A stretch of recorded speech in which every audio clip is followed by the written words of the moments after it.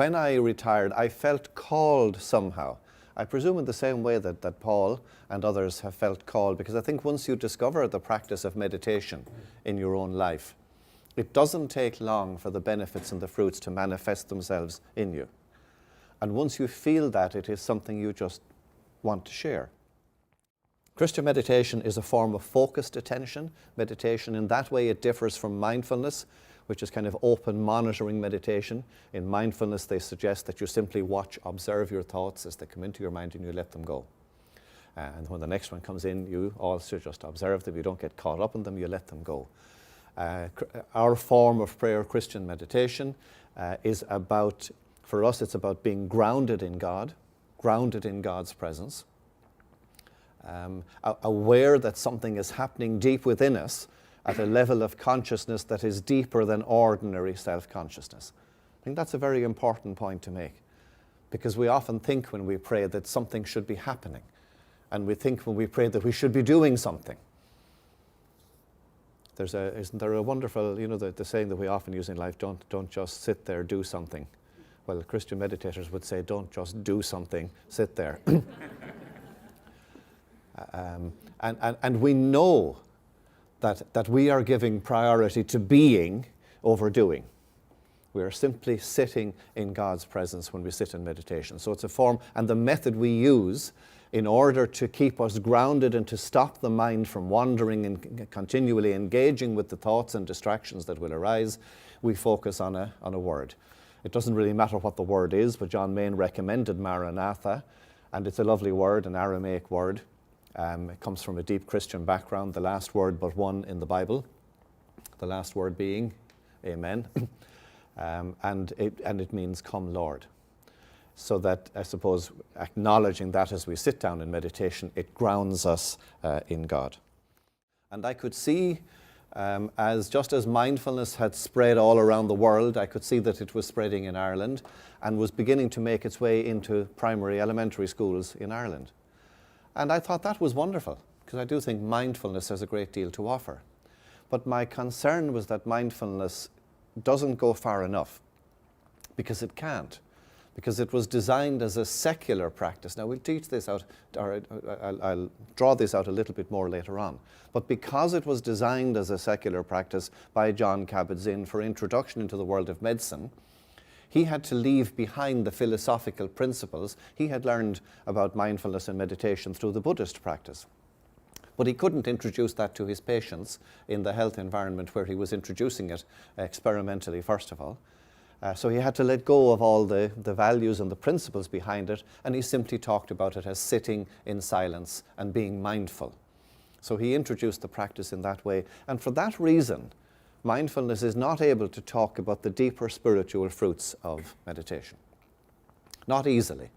It can do so, it recognizes them and acknowledges them, but it is constricted. In the preface to my book, which Lawrence Freeman, the director of the World Community for Christian Meditation, he very kindly wrote the preface, and he makes the point that mindfulness opened a door through which it has failed to walk. But it gives us, who have the practice as a spiritual or a faith practice, it gives us an opportunity to walk through that door.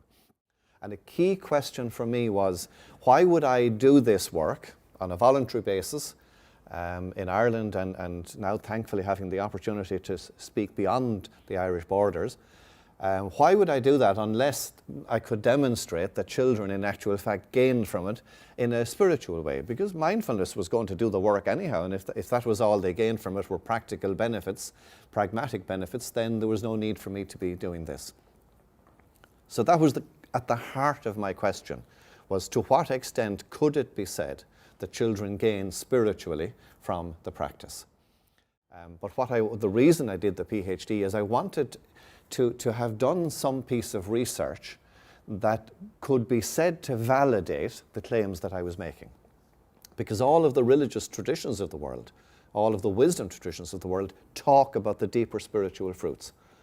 And I wanted to validate that. I had validated it in my own life experience, but I wanted to be able to say that I had carried out proper research, academically, properly supported, proper method, and that is what I have done. So this morning, what I want to do is to talk to you about the benefits of meditation and its relationship to the well-being of the person, but also the fruits of meditation, because that's a distinction I make very clearly. So that if you can bed it down clearly in your own minds, that meditation does very definitely have very clear practical benefits for the children. You see, ever since John Kabat-Zinn came up with mindfulness, and that was over 45 years ago, over that 45 years, a great deal of research has been carried out into the efficacy of the practice. So it's proven beyond a shadow of a doubt that meditation helps people physically, cognitively, mentally, and emotionally. There's research after research. Go home and Google it for yourself if you're interested in finding out more. You will find out how it helps the heart, how it helps blood pressure, how it helps the immune system, how it helps in cancer, and so on. And they have done randomized controlled studies of all kinds, qualitative as well as quantitative, and that these are demonstrated beyond a doubt, and that is why mindfulness as a practice has become so popular around the world. So now I can talk a little bit more about my own research, and on each table as you came in I left a series of cards. Can you get a little card for you? So you can see that on the left hand there's two panels on the card and a photograph in the middle. And on the left-hand side, it shows how the children describe the practical benefits. And on the right-hand side, it shows how the children describe the fruits. So for the next few minutes now, I want to talk about what the children had to say themselves about those practical benefits. And in the second half, then after coffee, we'll talk about what they had to say about the fruits. Okay, overall, the children's experience confirmed the previous findings. You can see, if you look at the headings, after I had interviewed 70 children, aged from 7 years to 12, so they were all in elementary school rather than second level. I interviewed 70 of those for an hour each over 2 half-hour interviews spread about 3 weeks apart. And I'll say a little bit more about how I engaged with them later on. But as a result of that, then I analysed the findings and took all that they had said and tried to gather common themes. And from the practical benefits, these were the themes that they talked about. They said meditation helps you to let go of all the drama. Meditation calms and restores you. Meditation gives you energy and confidence, and meditation helps you make better decisions. So just like to say a word or two, just taking direct quotes from what the children have to say. So let's take the first one. Meditation helps you to let go of all the drama. That came from Leanne, a 9-year-old girl who said that when meditating in school, it feels like we can have a break from all the drama and leave all the drama behind us. It's a nice little description, isn't it? Frank expressed it by saying, I like the way it just gets all of your thoughts out of your mind and it relaxes you so you're not always thinking about bothering stuff, was how he expressed it. You can relax and let your worries go away. Now, he had recently begun to meditate on Friday mornings before he left for school, because in Ireland we have teachers generally put on a spelling test on the Friday morning and a maths test. And what teachers generally do in Ireland is they actually put on the meditation after recess for 5 minutes. And they say that, you know, when kids come in from recess and it's miss, or sir, you know, I got bullied in the yard, or somebody said an unkind thing, or I got pushed, or I wasn't picked for the football team, or whatever. They have little concerns and worries, and the teachers say to me, we say to them, look, we'll deal with all of that after the meditation. And then after the meditation, there are no problems. They have all dissolved, which only goes to show how much, for all of ourselves, that, you know, the problems are up here, really. You know, they're mental constructs in many cases. Lucy 10 said that she really liked meditation.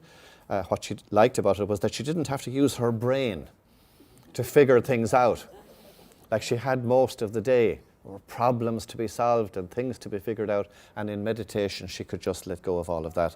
And a lot of the children also commented that what they loved about meditation was that everybody could do it equally well.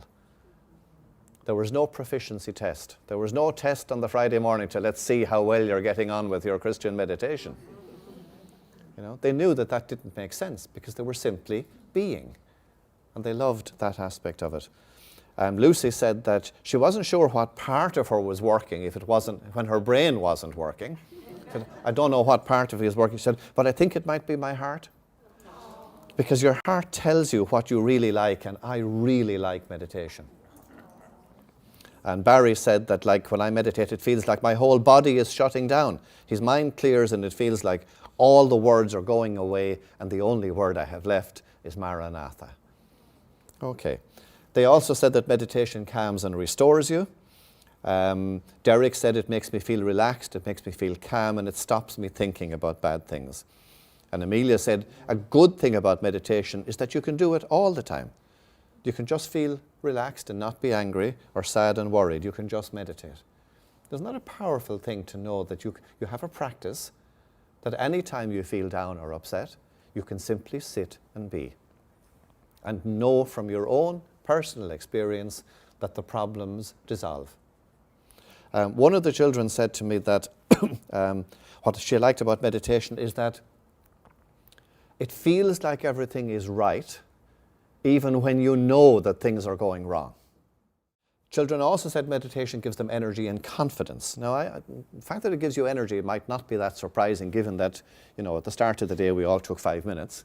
So even just the fact that you're doing nothing for 5 minutes, you're letting go of a lot of stuff off your shoulders, psychological and emotional perhaps, but so you may feel you have a little bit more energy afterwards. They were very clear that they did, and they said things like, we get more work done in the hour or the half hour after meditation than we did in the 2 hours before it. Now, I mean, that's just anecdotal. It's just a comment that children made.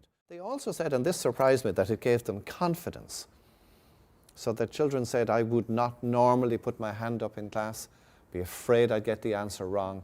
And some of them seemed to feel after meditation more easily willing to put up their hand because they seemed to understand that it wasn't about getting the right answer.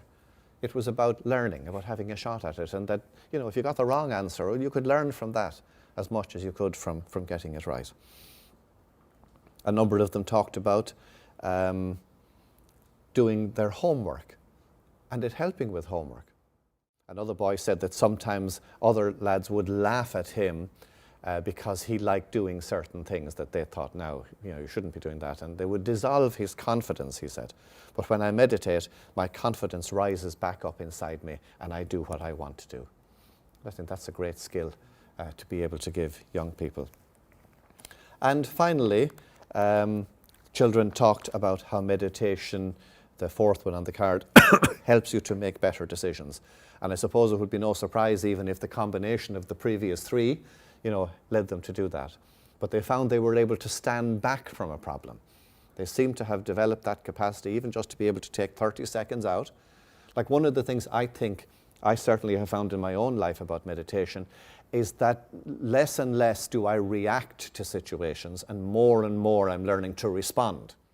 For me, it's been a question for as long as I've been looking at this. How can it be that sitting in silence can lead to those benefits? I don't think anybody can say. But science has demonstrated unequivocally that these benefits, practical benefits, do flow from it.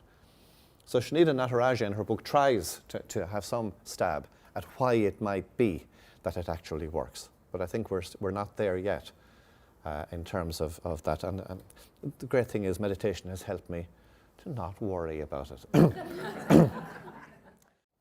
Clearly, before I could do my research, I had to have an understanding of what spirituality meant for me, and in particular what I understood by the spirituality of children.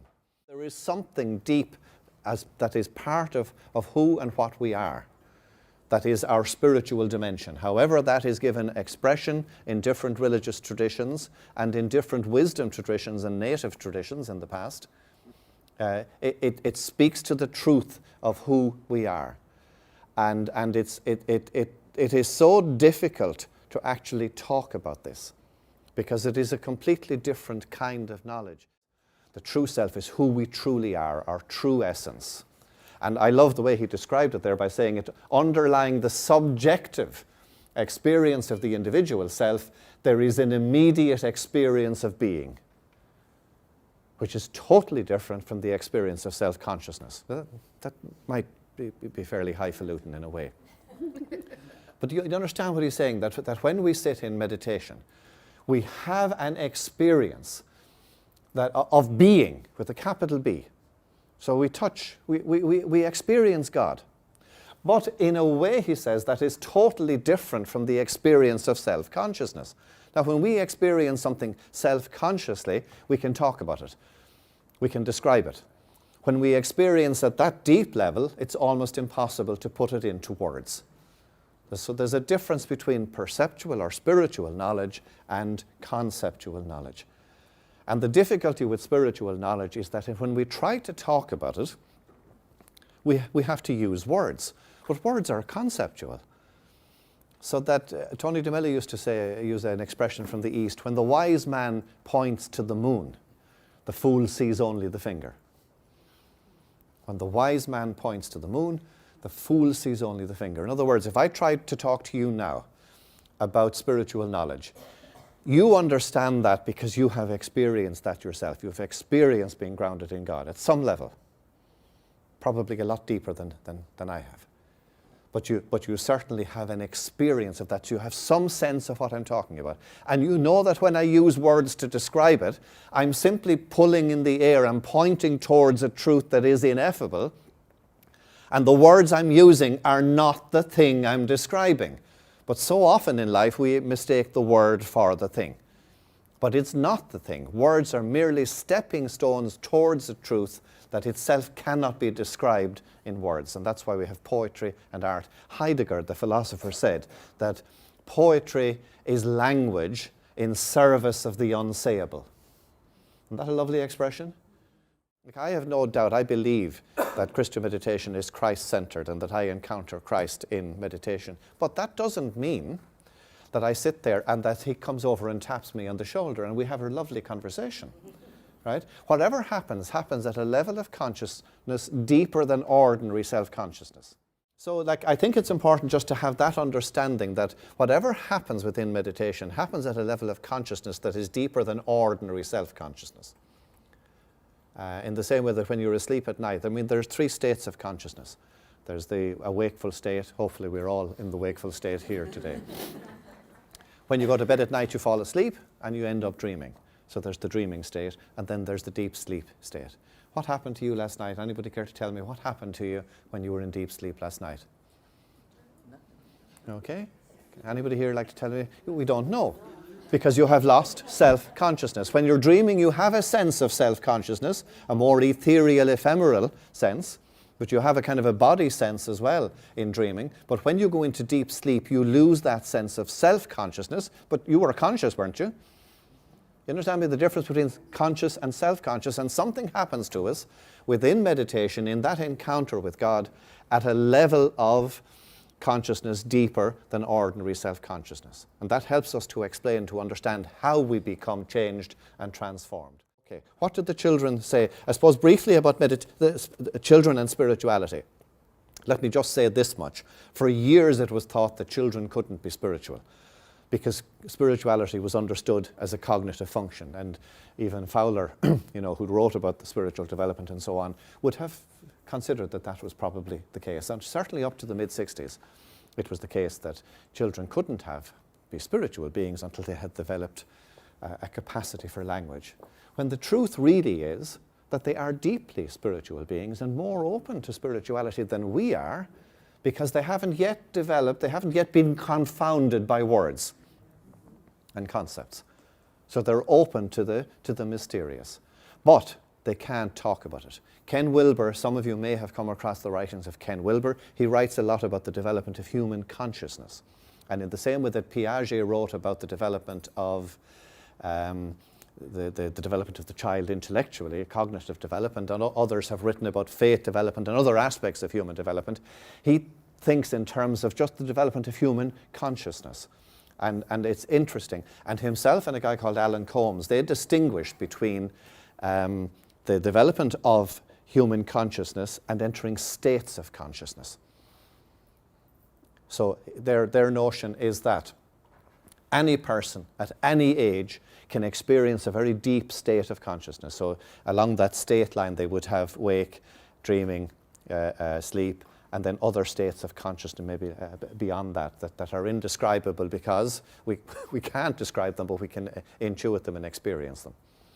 But anybody who talks about a state of consciousness at any level can only describe it in terms of their development along the other line. So young children have low cognitive development, so they may say things to you that for them are deeply meaningful, but to you, that's irrational. That makes no sense. And it's important that teachers understand that. It's not irrational, it's trans-rational, because it is not possible to put it into rational terms. And therefore, things that children say can be profoundly meaningful. So let's look a little bit at what some things that children say.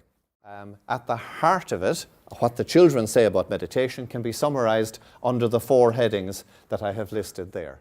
Okay, so they describe the fruits of meditation like these. And we'll go through these now reasonably quickly. You can be yourself, you feel the goodness deep inside, you come closer to God, you can be a kinder person. Somebody else might have summarized them, slightly differently, but they get to the truth of the matter. Let's take the first one. You can be yourself.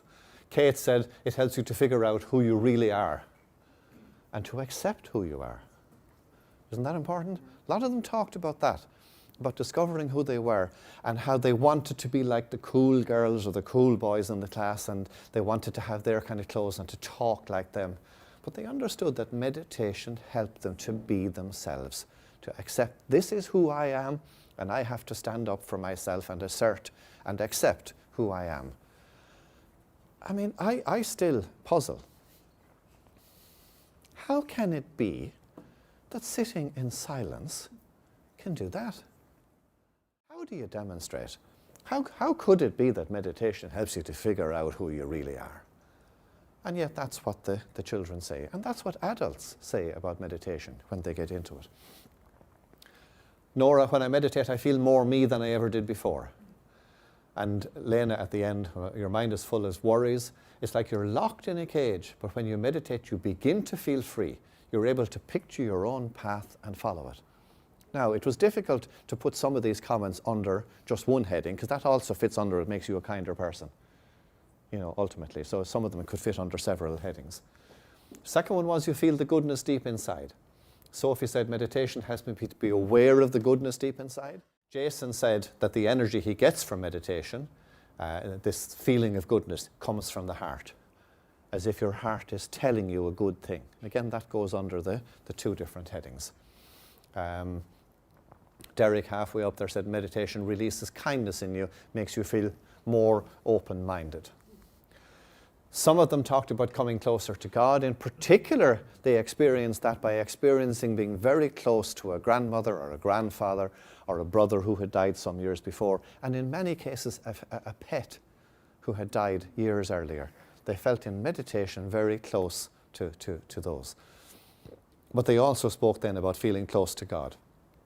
One I love that comes from the book that Paul did in his school district was a young girl who said, Paul showed me the book the other night and I thought this was fascinating. She said, when the bell rings for meditation, I think that it's God ringing the doorbell, and I open it and invite him in. Isn't that a beautiful image? Absolutely beautiful. I'm going to take that with me everywhere I go. I think it's just so lovely. Even for yourself as an adult now. Next time you hear that chime, you might think, oh, there he is. I'll let him in. And whatever happens then between you and him will happen at a level of consciousness deeper than ordinary self-consciousness, because you're letting go of all thoughts. It's a different kind of prayer, and as Andy said, it doesn't replace other kinds of prayer, but it deepens our experience of all kinds of prayer. Okay, and finally, meditation makes you kinder. And again, you can just glance through those comments there for a second. Like, one of the wonderful things about what the children discovered was that when they discovered the goodness inside themselves, they realized this was who was in the other children as well. They realized they are made up of the same goodness. So that we all discover that eventually, that this sense that we are separate is an illusion at the deepest level. We are all one. We are all united at the level of the divine in God. So that they discover that, and one child said to me, he said, if I'm being bullied by somebody now, I look at that other person and I see the goodness inside them. But I know they can't see it. Isn't that powerful? He said if they meditated, they might see it too. But the fact that he could see it meant that he didn't react to the situation of the bullying. He was able to respond in a way that didn't worsen the situation. Because to me, it is the one thing that you could say has been missing. You can make the argument anyhow fairly strongly, I think, that what has been missing in our religious education is this deep personal experience of God. Prayer has been a discursive activity, a mental activity. You say your prayers, you say the Our Father, you say the Hail Mary, you talk to God, you thank God for what's working in your life, you pray for the refugees, you pray for people who are suffering, you pray for the end to war, all very important. But at the same time, where in all of that do you get this personal feeling of being grounded in God? That's the last thing I really need to say to you, is to find ways of talking to the children, and that's why I've produced. So the idea is that as well as doing the meditation, see, the danger is that meditation becomes the thing we do after recess on a Tuesday or a Thursday or whatever else. We just, okay, here we go, then meditation. And it loses all meaning. So it's important to be able to come back and find opportunities to talk to children. So I think that's one way. Using things like photo elicitation is another possibility. So the book does describe some possibilities like that. And all of those resources are available on the website. So I'll shut up now and give you a moment to talk to one another, and we'll see what other issues or comments or questions arise. There is goodness inside. There is kindness inside. If we sit for a while, we will feel it, we will know it. There is goodness inside. There is kindness inside. This is who you are. This is who I am. So trust in this goodness, and trust in this kindness. And when trusting gets hard, sit in quiet. You will find that there is goodness inside. There is kindness inside. If we sit for a while, we will feel it, we will know it. There is goodness inside. There is kindness inside. This is who you are. This is who I am. So trust in this goodness, and trust in this kindness. And when trusting gets hard, sit in quiet. You will find that there is goodness inside. There is kindness inside. If we sit for a while, we will feel it, we will know it. There is goodness inside. There is kindness inside. This is who you are. This is who I am.